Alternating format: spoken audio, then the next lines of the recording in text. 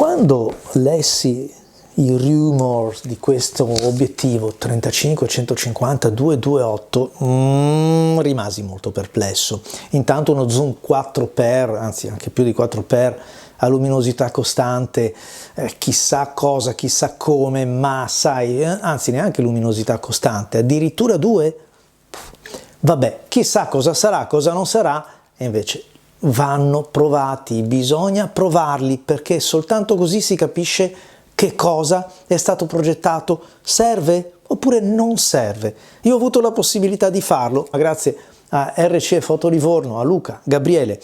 RCE sapete che è il più grande mercato di usato fotografico garantito che abbiamo in Italia, e grazie a questa collaborazione riesco a parlarvi, a raccontarvi un pochettino le mie impressioni, che sono quelle di un fotografo ormai posso dire di lungo corso perché il pelo è grigio, su questi obiettivi, su queste fotocamere.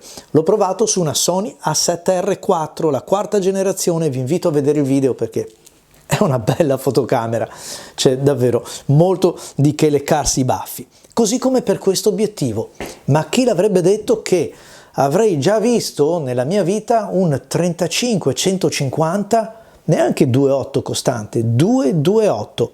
All'inizio mi ero domandato, ma a chi serve? Ma per chi è questo obiettivo? Per chi è? Per esempio per chi fa cerimonie, per chi fa eventi. 35, 150, 2? Ma sono rimasto effettivamente a bocca aperta.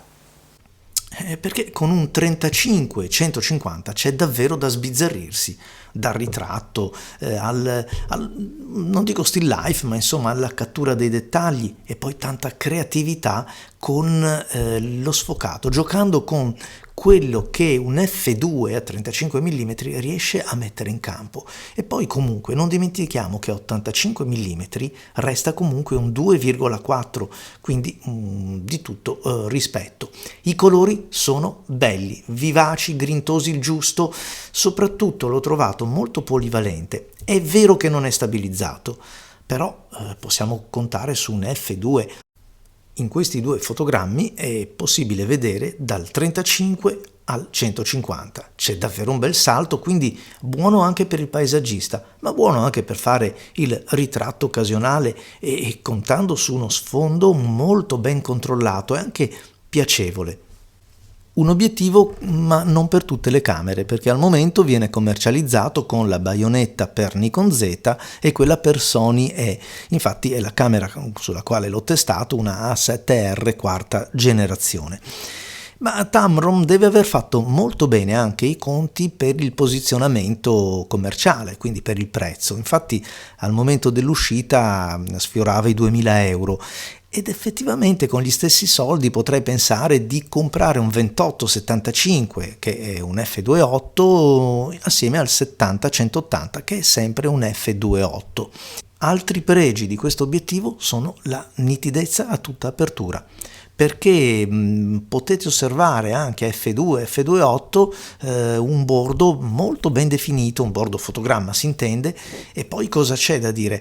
Poca distorsione, il soggetto anche ripreso a 35 mm non presenta, cioè è immerso in maniera naturale nel contesto, nel paesaggio, quindi non ci sono quelle distorsioni che disturbano un po' la vista, poche le aberrazioni, e poi è veloce e silenzioso, bisogna anche questo riconoscerlo.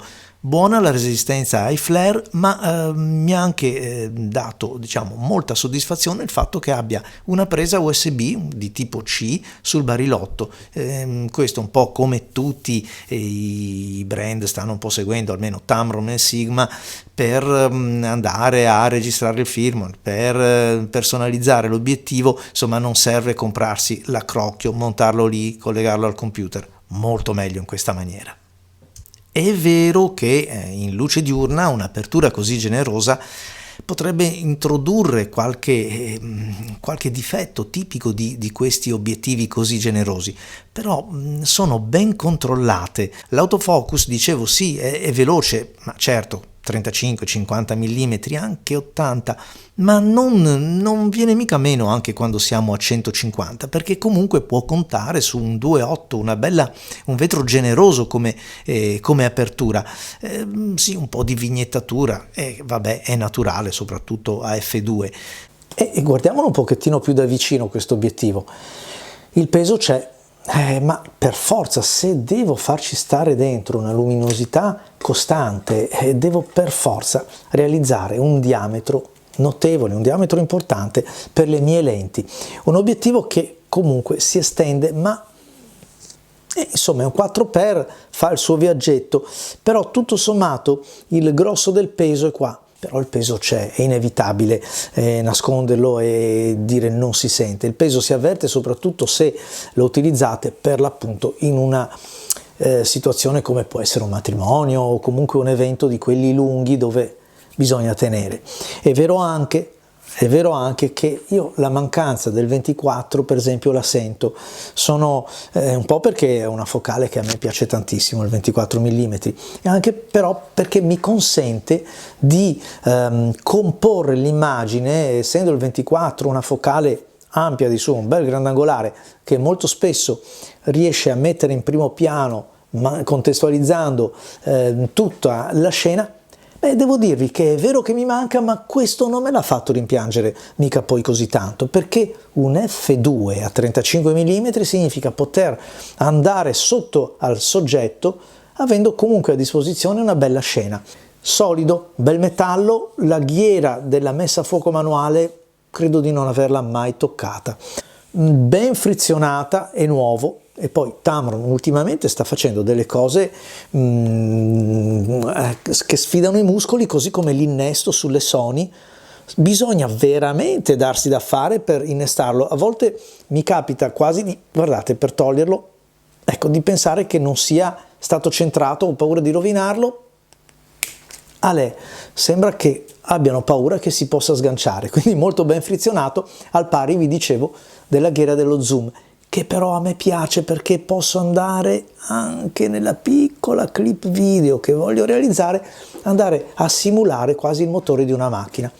Sul barilotto troviamo i comandi moderni, funzionali, che sempre più spesso appaiono sugli obiettivi. Vabbè, il blocco della variazione focale, ma poi troviamo il focus set, che anche questo è customizzabile, così come attraverso il software che Tamron mette a disposizione possiamo far dialogare ancora più strettamente camera e obiettivo, assegnando attraverso la ghiera le varie funzioni che sono disponibili nella fotocamera. L'ho trovato molto utile, e infine la presa USB-C che consente di finalmente aggiornare il firmware o farlo dialogare con un computer senza dover passare da un docking.